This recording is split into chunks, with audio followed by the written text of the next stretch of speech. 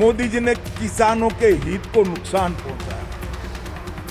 मैं राहुल गांधी जी को चैलेंज देना चाहता हूं, किसी भी मंच तय कर लो, भारतीय जनता पार्टी का युवा मोर्चे का अध्यक्ष आकर आपसे चर्चा कर लेगा, नुकसान किसने किया। बात ज्यादा पुरानी नहीं है, मात्र 2 से 3 दिन पुरानी है। इन 2-3 दिनों के भीतर नरेंद्र मोदी साहब की तरफ से किए गए हर एक दावे की पोल अगर किसी ने खोली तो वो ट्विटर था।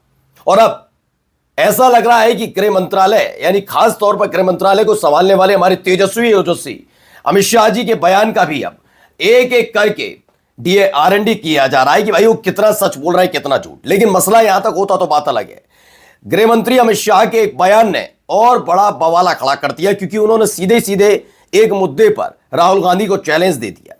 अब लोग कह रहे हैं आप बाद में आइए, वैसे भी आप कहां प्रेस कॉन्फ्रेंस करते हैं, बुलाइए ना अपने बेटे जैसा को, उनसे ही प्रेस करवा दीजिए, राहुल गांधी को चैलेंज करवाइए और संवाद करवा दीजिए। खैर, ट्विटर ने कहां कुछ किया, क्या चैलेंज दिया गृह मंत्री ने, वो तो दिखाऊंगा ही। हमारे देश में सवाल पूछना खास तौर पर नरेंद्र मोदी साहब से मना होने जा रहा है। मैं नहीं कह रहा, ये भारतीय जनता पार्टी के एक बड़े नेता कह रहे हैं। वो क्या कह रहे हैं, उन्होंने मंशा जाहिर कर दी कि बीजेपी की मंशा क्या है। यही नहीं, इस देश में नरेंद्र मोदी साहब की लोकप्रियता है या डर, इसका प्रदर्शन लाइव चैनल, वो भी एक गोदी चैनल पर खड़े होकर एक इस देश की बड़ी अभिनेत्री ने किया। हाव भाव तौर तरीके जरा सुनिएगा और सुनकर आप समझ जाएंगे कि लोग वाकई क्या उनका सम्मान करते हैं या कुछ और दिल्ली की मुख्यमंत्री और उत्तर प्रदेश की मुख्यमंत्री खुल्लम खुल्ला भिड़ गए हैं क्या? क्यों कह रहा हूं, दिखाऊंगा। नमस्कार, मैं हूं प्रज्वल गौतम और आप देख रहे हैं the live TV. The live TV, सच सबसे आगे। सबसे पहले भाई जरा गृह मंत्री जी का एक बयान सुनिए, क्या कह रहे हैं। बौखलाहट तो है ही है, वो गुमराह कर रहे हैं अच्छा, कि यूरोपियन यूनियन, इंग्लैंड, हाँ, इसके साथ हुए जो FTA, अच्छा, और अमेरिका के साथ हुई ट्रेड डील, ये दोनों के माध्यम से मोदी जी ने किसानों के हित को नुकसान पहुंचाया। ओके, मैं राहुल गांधी जी को चैलेंज देना चाहता हूं, अच्छा, किसी भी मंच तय कर लो, भारतीय जनता पार्टी का युवा मोर्चे का अध्यक्ष आकर आपसे चर्चा कर लेगा, नुकसान किसने किया है। अब देखिए, इसमें भी इन्होंने ये नहीं कहा कि नरेंद्र मोदी साहब आकर कर लेंगे, क्योंकि अगर देखा जाए तो सदन के अंदर पक्ष का नेता कौन है, नरेंद्र मोदी साहब, और नेता प्रतिपक्ष कौन है, राहुल गांधी। इन्होंने ये भी नहीं कहा कि ये खुद करेंगे, क्योंकि उनको पता है ये बोल नहीं पाएंगे।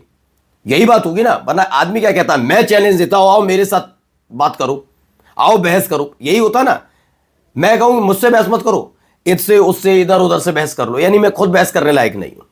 यही तो बात है, चैलेंज आदमी अपने लिए देता है या दूसरों का ठेका लेकर देता है। तो इस पर है, प्रियंका भारती कहती हैं जैसा से ही राहुल जी की बहस करवा देते गृहमंत्री जी, कैसा रहेगा। भाई लोग सवाल कहेंगे ही कहेंगे, क्योंकि आप प्रेस कॉन्फ्रेंस करेंगे नहीं, आपको कोई जवाब देना नहीं है, अपनी अपनी बात कह देनी है, मन की बात बस कर देनी है। आइए ना प्रेस कॉन्फ्रेंस में कि ये किया वो किया। ये घबराहट देखिए, घबराहट देखिए देश के गृह मंत्री के चेहरे पर भी, क्योंकि नाराजगी तो देर तक क्या होता है ना, इन सब चीजों में नाराजगी हो भी जाती है कि परेशानी इस बात की रहती है कि क्या जवाब दिया जाए, क्या होगा क्या नहीं होगा। अब जरा ये देखिए, ये एक अमित शाह जी के ही ट्विटर से पोस्ट किया गया था, जिसमें उन्होंने कहा कि मोदी जी ने देश के संसाधनों पर पहला अधिकार गरीबों, दलितों, पिछड़ों और आदिवासियों को दिया। बयान लंबा है इसलिए मैं नहीं सुनवा रहा हूं, फिलहाल आप इसमें नीचे एक ने जो रीडर्स एडेड कॉन्टेक्स्ट है उसने उन्होंने जो लिखा, उसमें कुछ शब्द ऐसे हैं जो मैं आपत्तिजनक मानता हूं। कम से कम संवैधानिक पद पर बैठे हुए लोग जब तक वो अपनी हदें पार ना करें तब तक उनके लिए नहीं बोलना चाहिए। फिलहाल उन्होंने ... अमित शाह अपने ... नरेंद्र मोदी को भी पीछे छोड़ चुके हैं। भारतीय संविधान का अनुच्छेद 14 सभी नागरिकों को समानता का अधिकार देता है। ऐसे में यह स्पष्ट किया जाना चाहिए कि योजनाएं सभी वर्गों के लिए किस प्रकार संतुलित व समावेशी हैं। इस पर बड़े पत्रकार हैं उमाशंकर सिंह, वो मौज ले लेते हैं। वो क्या कहते हैं, गृह मंत्री के ट्वीट पोस्ट पर रीडर्स एडेड कॉन्टेक्स्ट, ये गलत बात है। भाई कहा जाएगा, बड़ी बड़ी बातें करने से कुछ नहीं होता। आपने कितना किसानों के लिए, कितना दलितों के लिए, कितना गरीबों के लिए, कितना पिछड़ों के लिए, कितना आदिवासियों के लिए दिया है, ये सबको पता है। अब बस सवाल नहीं पूछना, सवाल पूछने से ऊपर उठ चुके हैं नरेंद्र मोदी साहब। ये मैं नहीं कह रहा, बीजेपी के सांसद महोदय को सुनिए। वाले देखिए, वो ताकतों के साथ विरोधी दल के नेता हैं, उनका कहना है कि चूंकि मैं नरेंद्र मोदी से सवाल पूछता हूं, उनको चैलेंज करता हूं, इसलिए ये सब लोग मेरे पीछे पड़े रहते हैं। नरेंद्र मोदी से क्या सवाल पूछेंगे? नरेंद्र मोदी तो सवाल से ऊपर हो गए हैं।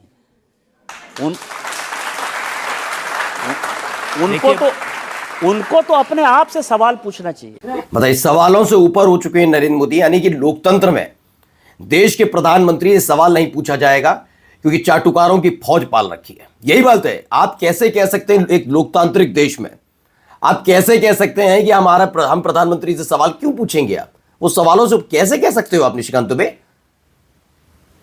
यह अपने आप में संविधान का माखौल उड़ाना है एक चैनल पर बैठकर। वो बात अलग है कि आगे पता नहीं इन्होंने क्रॉस क्वेश्चन किया नहीं किया, वरना मैं होता तो मैंने आप ये कह कैसे सकते हैं?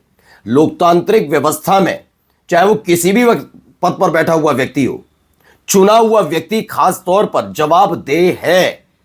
फिर मैं बोल रहा हूं और पूरी जिम्मेदारी के साथ, और इस सरकार के लिए, कोई भी सरकार पुरानी हो या नई, इस देश का टैक्स पेयर टैक्स देता है तब सरकार चलती नहीं है, उस टैक्स पर पलती है।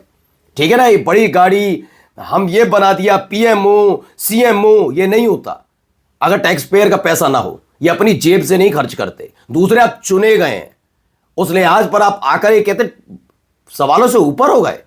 तुम्हारे लिए होंगे और होने भी चाहिए, क्योंकि आगे जाकर मंत्री बनने की चाहत भी होगी आपकी, है ना भाई साहब? लेकिन ये ध्यान रखना, इस देश की जनता के लिए ना, सारे प्रधानमंत्री जो चुने गए हैं, जिनकी तनख्वाह से लेकर उनके बड़ी बड़ी काफिलों का पैसा हम जैसे टैक्स पेयर के पैसे जाता, जवाब देना होगा। यह आपके लिए होगा। चलिए यहां पर जरा देख लीजिए, जरा सुनिए। एंड 5 में रैपिड फायर का ये अहम सवाल, पसंदीदा राजनेता कौन?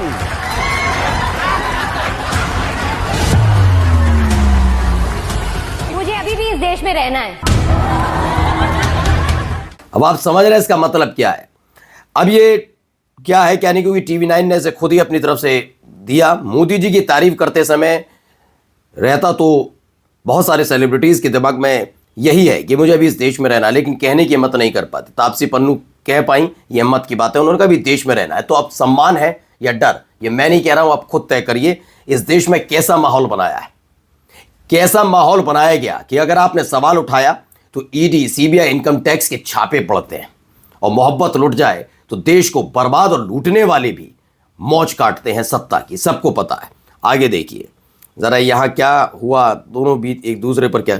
AQI उसको आप चेक करें और आपको ध्यान में आएगा कि किस तरीके से दिल्ली का पॉल्यूशन कम हो रहा है। दिल्ली में घुटन भरी जिंदगी हो गई है, ऐसे लगता है जैसे गैस चैम्बर में। एयर क्वालिटी इंडेक्स में 400 से ऊपर, दम घुलता है, आंखों में जलन होती है, सांस लेने में दिक्कत होती है। देखिए दिल्ली का प्रदूषण वो कह रहे हैं कम किया, बीजेपी की नेता, दिल्ली की मुख्यमंत्री रेखा गुप्ता, इधर योगी आदित्यनाथ बीजेपी के नेता, उत्तर प्रदेश के मुख्यमंत्री, वो कहते हैं दिल्ली गैस चैम्बर है। मसला तो आप जानते ही हैं, रेखा गुप्ता चूंकि मोदी शाह गुट की क्लियर है, और कितना बहुत क्या कहते हैं उसे, बहुत बहुत बहुत बहुत पॉजिटिव रिलेशन नरेंद्र मोदी साहब और गृह मंत्री अमित शाह के साथ योगी आदित्यनाथ का है, सब जानते हैं। खैर, 5 kids rescued, 73 arrested from Meghalaya, BJP leaders farm house run as brothel. समझ गए ना, क्या गंदा और घिनौना काम किया जा रहा था मेघालय के अंदर। फिर कहते हैं ऐसा क्यों हुआ हमारे साथ, वैसा क्यों हुआ, ओहो बीजेपी के नेताओं पर हमला, इसका मतलब विपक्ष के। पहले अपने नेताओं की करतूतें देखिए। 73 लोग अरेस्ट किए गए, 5 बच्चे वहां से निकाले गए, और ये आपका चाल चरित्र चेहरा है। बिल्कुल सही बात है, चाल चरित्र चेहरा खोलकर देश के सामने। चाल चरित्र चेहरा तो यहां से भी निकलकर सामने आता है, ये देखिए।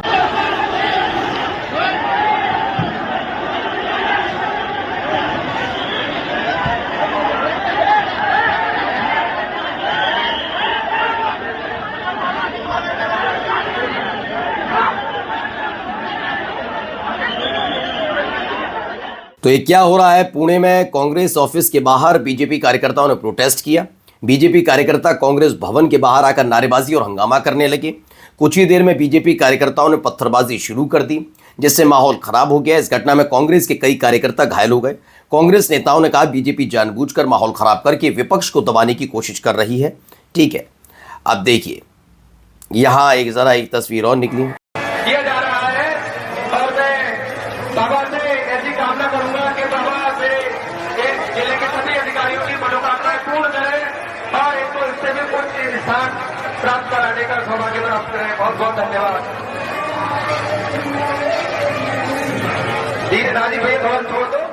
खैर, ये शाद रोमाना है, वो लिखते हैं कि ये कांवड़ियों पे जो दो लोग फूल बरसा रहे हैं, इनमें एक संभल के डीएम राजेंद्र पेसिया हैं और दूसरे एसपी कृष्ण विश्नोई हैं। पर हमने मुसलमान अधिकारियों को इस्लाम की बात करने और दाढ़ी रखने पर लाइन हाजिर होते और सफाई पेश करते हुए देखा।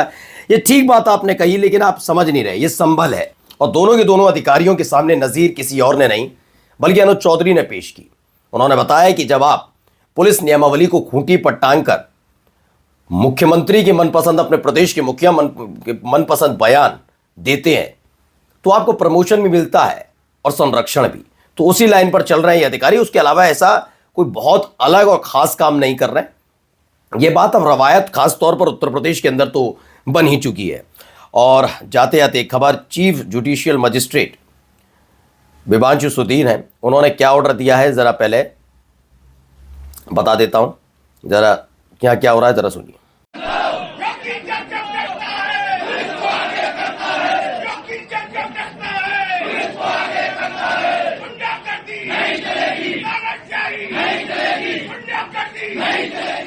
तो आपको याद होगी, ये थोड़ी पुरानी वीडियो है। विभांशु सुधीर ने ऑर्डर दिया था एफआईआर अगेंस्ट अनुज चौधरी, उनको जब ट्रांसफर किया गया उसके बाद खुद वकीलों ने मोर्चा खोल दिया था। तो आप खुद सोच लीजिए इस प्रदेश की जनता ऐसे अधिकारियों से कितनी खुश है, उनका संरक्षण देने वालों से कितना खुश है। इसके आगे मैं क्या ही कहूं। नमस्कार।